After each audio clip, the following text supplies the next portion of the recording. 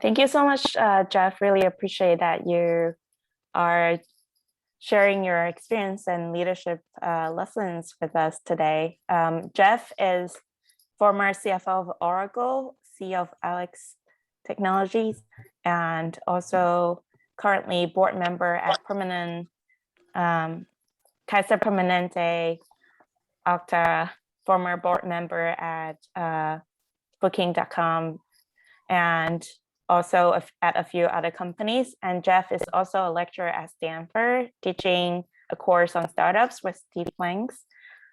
Jeff, we're so excited and happy that you can join us today. Thank you so much. And thanks everyone for joining in. And we'll do audience Q&A at the end as well. Great to see everybody. Thank you for inviting me. Yeah, thank you. Jeff, I think your career has been a very inspiring one and very interesting one for the audience.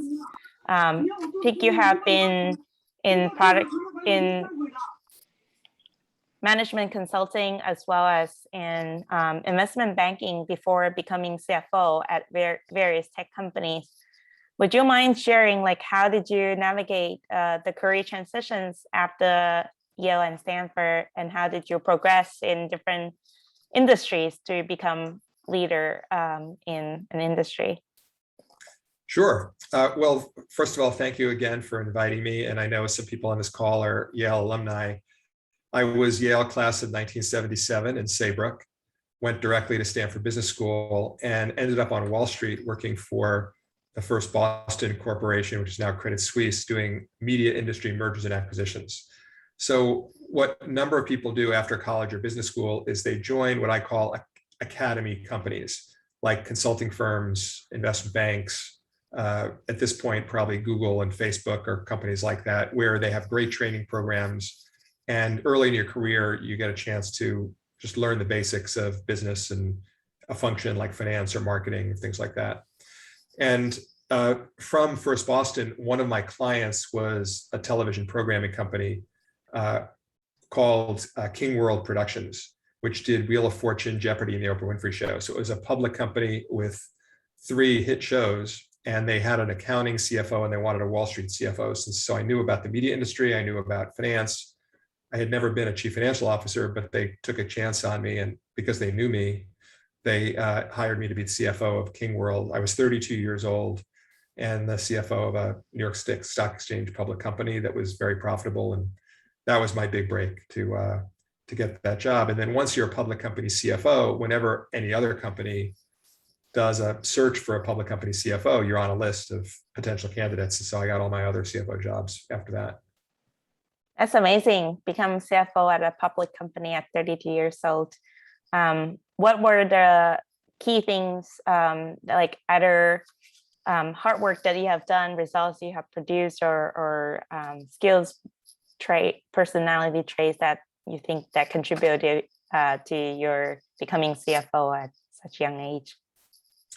Well, the personality trait, which I assume is common to most people at Yale, is I was always very curious. I just loved learning. And so I would constantly try to learn more about what the areas that I was focusing on, which for me was both an industry focus and a skill focus. So my first job out of business school was actually at Boston Consulting Group, working for a lot of different clients. I had some media clients, I had a chemical company client, I had a healthcare client, a trucking client, and I learned a little bit about a lot of things. And then I just, at some point in your career, it probably helps to focus, and I focused on media. So I learned a lot about the newspaper business, television business, things like that. So that was my industry focus early in my career. And then in terms of functions, if you think about all the functions in business, you could be engineering, product, marketing, sales, finance. I always liked math, and finance seemed like a better fit. I thought about sales at one point, but I think I was better analyst than I was a salesperson. And so I migrated to finance. So I think the opportunity for me, both at First Boston and at King World, was that I had developed, I spent a lot of time, a lot of effort. I learned a lot about both the media industry and finance, and that really made me qualified. So the key here I heard is curiosity, learned fast and learn a lot, and kind of putting in an effort to learn about different areas and field that you were interested in.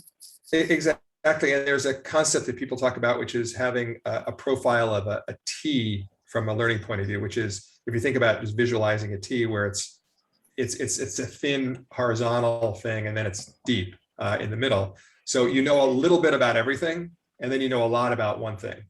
And so I was very curious. So I tried to learn a lot about a lot of different things, but then I wanted to go very deep on finance and media. That's amazing. I think we have more audience joining. Please feel free to put your questions in the chat, and we'll take that for Jeff as well.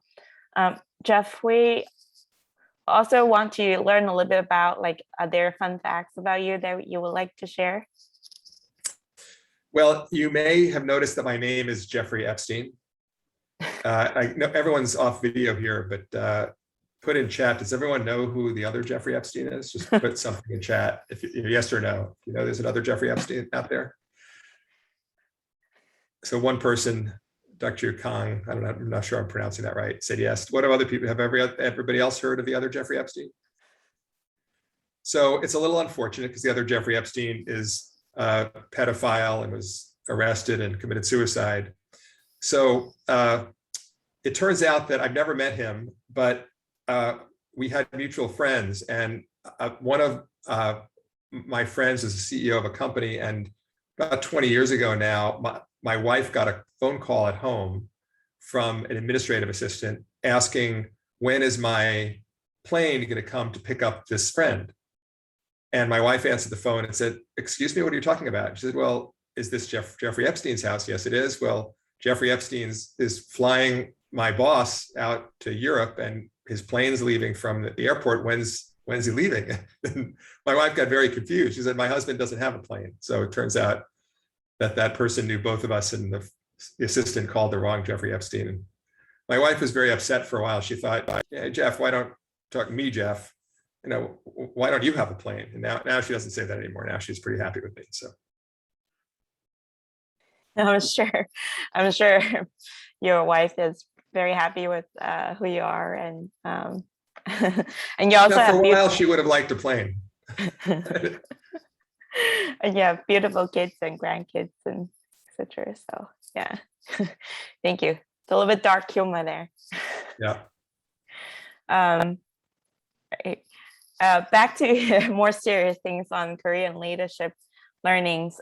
What would you say is your top career learnings, since we have other people in the audience that are wondering about, like, how to progress in their career, or maybe even consider, like, how to think about what's their next career move, etc. Well, I've had a chance to think about this a lot, talking to my own children and talking to other young people as they think about their careers. And there's two things. One is an expansion of what I said before, which is you start off as a generalist, and then over time, you need to become a specialist. So when you're early in your career, companies say, or whoever's going to be the hiring manager or the employer is going to say, I just want to hire a talented person, and we'll teach them and they'll learn on the job. By the time you're late 20s or early 30s, people don't want to hire someone to learn. They want to hire people who've done it before. They want to hire people who can immediately be productive and they're hiring for experience in addition for potential. And so early in your career, the advice is try a lot of things. It's like going into a clothing store and trying things on for size, and you say, I like this style, I like this fit. And then at some point you say, well, this is what fits comfortably on me, and this is what I'm going to learn a lot about and become better at. And for many people who've gone to good schools, you're going to get a good job. So it's not a question, you're not going to be unemployed for a long time. It's really a question of what is the right career for you. And that idea that you have a long time, I've been working 40 years. So that's a pretty long time. So if you're going to be working 30 or 40 years, you can afford to spend your 20s trying a lot of different things, seeing what fits. Then by the time you're about 30, you should probably figure out, okay, this is what I'm going to do. Now I'm going to get really good at it. So imagine you decide you want to be a lawyer, you go to law school, you graduate law school when you're 30, let's say, and then you spend the next 10 years becoming a really good lawyer. So your 30s is becoming expert at your area. And then by the time you're 40, you're now at the top of your game. Now you're the partner at the law firm, or the partner at the bank, or the senior executive or CFO, whatever. And then you spend your 40s performing and contributing quite a bit after that. So if you have that kind of time frame and you're 25, you don't have to decide tomorrow what you're going to do for the next 30 years. You still have plenty of time. But by the time you're about 30, you should probably have figured it out. That's one way to think about a career. Mm-hmm. Yeah, I think it's a good point that if we started as liberal arts or other social science major, etc., can explore and figure out what is best fit. And then, since you have been a CFO from 32 years old, what are your top leadership learnings, Jeff, based on your own experience and observations? Well, I have two stories. One it comes from the American military, where they say, I think maybe it was General Patton, I think, said it first, tell people what to do, but not how to do it as a leader. And people will surprise you with how creative they are. And actually, Eisenhower said a manager, let's see, how did he say it? A manager gets people to do things, and a leader inspires people to want to do things. So it's one thing to just direct. If you're a leader, it's one thing to direct people, say, go do this. It's another thing to say, how do I inspire someone that they want to do it? So it's their motivation, not my motivation. And that's a big difference. As you get older and more experienced and you're leading people, you try to think about how can you recruit people and train them and inspire them so that you all share the same goals. And then you don't micromanage them. You don't tell them necessarily, if you've hired the right people, you align on the goals and you say, go off and do it, come back, we'll trust but verify. And I'll check in, see how things are going. And if there's problems, come back and tell me about it. And I'll try to help you overcome the problems. But in the meantime, I'm expecting you to get it done. So it's really kind of think about inspiring people, and then figure out what is the thing that is needed, and then let them figure out the how part. Yeah, agreeing on what are the goals so that everyone's goals are aligned, and then letting people figure out how to do it. And even if they don't do it as well as you, if you've been around 10 or 15 years and you're pretty good at your job, maybe you can do your subordinate's job better than they can. Right. But if you do it for them, then they'll never learn. So you have to let them try. It's like the kid has to learn how to walk, and they have to fall down a few times before they walk. And so you need to let them fail in small ways so they learn to get better. And ultimately, if you hire the right people that get better at you, they'll get better than you at it. And then you have a lot of leverage. Fundamentally, no company has 3 employees of any size. Every company has hundreds or thousands or tens of thousands of employees. And so when you have a larger